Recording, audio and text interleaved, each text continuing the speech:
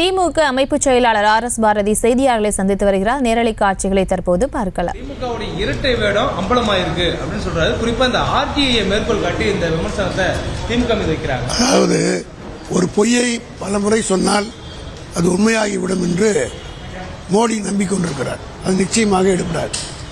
இது குறித்து தமிழ்நாடு முதலமைச்சர் மாண்புமிகு தளபதி அவர்கள் தெளிவாக இன்றைக்கு பதில் சொல்லிவிட்டார். கேட்கிற நிதியை தமிழகத்திற்கு கொடுப்பதற்கு மனமில்லாத மோடி மக்களுடைய கவனத்தை வேறு பக்கம் திருப்புவதற்காக இப்படிப்பட்ட நாடகங்களை நடத்தி கொண்டிருக்கிறார். ஏதோ கச்சத்தீவை நேற்று முந்தா நேற்று நாங்கள் கொடுத்துட்டா மாதிரியும் இன்றைக்கு அதை பற்றி அவர் பேசுகிறார். 1974 திமுக ஆட்சி இருந்த காலத்தில் எங்கள் தலைவர் தளபதி கலைஞர் அவர்கள் சட்டமன்றத்திலே கச்சத்தீவு கொடுக்கக்கூடாதுன்னு தீர்மானமே போட்டார். தீர்மானம் போட்டது மட்டுமல்ல, திமுக சார்பாக தமிழ்நாடு பூராவிலும் கண்டன கூட்டங்கள் நடத்தப்பட்டன. அப்படி பேசியவர்களில் நானும் ஒருவன். திராவிட முன்னேற்ற கழகத்தின் சார்பில் அறிவிக்கப்பட்ட அந்த கண்டன கூட்டத்தில் அப்பொழுது அமைச்சராக இருந்த OP ராமனோடு நான் விழுப்புரத்தில் கலந்து கொண்டு பேசினேன். ஆக இந்த வரலாறு எல்லாம் அவருக்கு தெரியவில்லை. 50 வருடம் ஆகிவிட்டது. ஆக எந்த பொய்யும் சொன்னாலும் நம்பிவிடுவார்கள் என்ற எண்ணத்தின் அடிப்படையில் தோல்வி பயத்தின் காரணமாக இப்போது புதுதாக கலராக பொய் சொல்ல ஆரம்பிக்கிறார். நான் கேட்கிறேன், 10 ஆண்டு காலம் ஆட்சியிலே மோடி இருந்தார் அல்லவா? இதே இலங்கை திவாலாகி தமிழ் இனத்திற்கும் தமிழ் சமுதாயத்திற்கும் இலங்கை மக்கள் அரசு செய்த துரோகம். எங்களை அழிக்க நினைத்தார்கள்.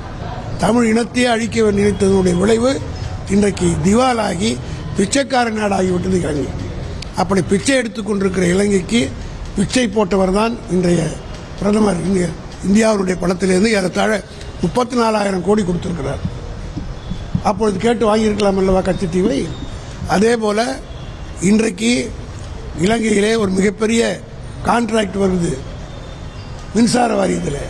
அந்த கான்ட்ராக்டை அதானி நிறுவனத்துக்கு வாங்கி கொடுப்பதற்கு மோடி முயற்சி எடுத்தாரா இல்லையா என்பதை பதில் சொல்லணும். எடுத்திருக்கிறார். அதற்கு நேரம் ஒதுக்கிற மோடி அவர்கள் கச்சத்தீவை கேட்டு வாங்கக்கூடாதா? அதே போல பல பிரச்சனைகள் இன்றைக்கு கிரிக்கெட் வாரியத்தில் அமித்ஷாவுடைய மகன் அங்கே இடம்பெற வேண்டும் என்பதற்காக இவருடைய செல்வாக்கை பயன்படுத்தி இலங்கையிலே தலையிட்டு அதை கேட்கிற மோடி கச்சத்தீவை கேட்டு வாங்கக்கூடாதா? மீனவர்களை காப்பாற்றக்கூடாதா? இந்த கேள்வி தமிழ்நாட்டிலே மக்கள் கேட்க ஆரம்பித்து விட்டார்களுக்காக இப்படி ஒரு பொய்யை சொல்லியிருக்கிறார். அவர் எல்லாவற்றையும் மீறுகிறார், வரம்பு மீறி. நேற்றைக்கு நடந்திருக்கிற ஒரு மிகப்பெரிய அயோக்கியத்தனம்,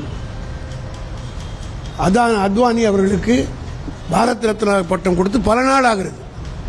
ஆனால் கோட் ஆஃப் கான்டக்ட் வந்த பிறகு குடியரசுத் தலைவரை அழைத்து கொண்டு போய் அவருடைய வீட்டில் உட்கார வச்சு அந்த குடியரசுத் தலைவருக்கு உரிய மரியாதையை கொடுக்காமல் அந்த அம்மையாரை நிற்க வைத்து இவர்கள் உட்கார்ந்து கொண்டு ஏதோ அவருடைய வீட்டு வேலைக்காரியை போல அந்த அம்மையாரை ட்ரீட் பண்ணுவது நீ தொலைக்காட்சியில் பார்த்துட்டு. ஆக எல்லா வகையிலும் வரம்பு மீறி செயல்பட ஆரம்பித்ததற்கான தோல்வி பயம். வட இந்தியாவிலே இருந்து தென்னாடு வரை அவர்களுக்கு எதிர்ப்பாலை வீசுகிற காரணத்தால் திசை திருப்புவதற்காக இப்படிப்பட்ட பொய்களை சொல்கிறார்கள். இந்தியா கூட்டணி அதை சந்திக்கும். குறிப்பாக தமிழ்நாட்டில் திராவிட முன்னேற்ற கழகம் அவர் பொய் பிரச்சாரத்தை தூள் ஆக்கும்.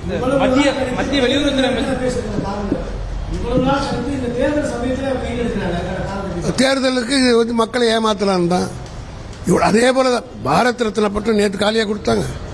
தேர்தலில் அறிவிப்பதற்கு முன்பாக கொடுத்துட்டாங்க. ஆனால் நேற்றைக்கு கொண்டு போய் காரணம் குஜராத்திலே அத்வானிக்கு இருக்கிற செல்வாக்கு அந்த மக்கள் மத்தியில் இருக்கிற இவருக்கு. செய்திகளை உடனுக்குடனும் துல்லியமாகவும் தெரிந்து கொள்ள சப்ஸ்கிரைப் பண்ணுங்க.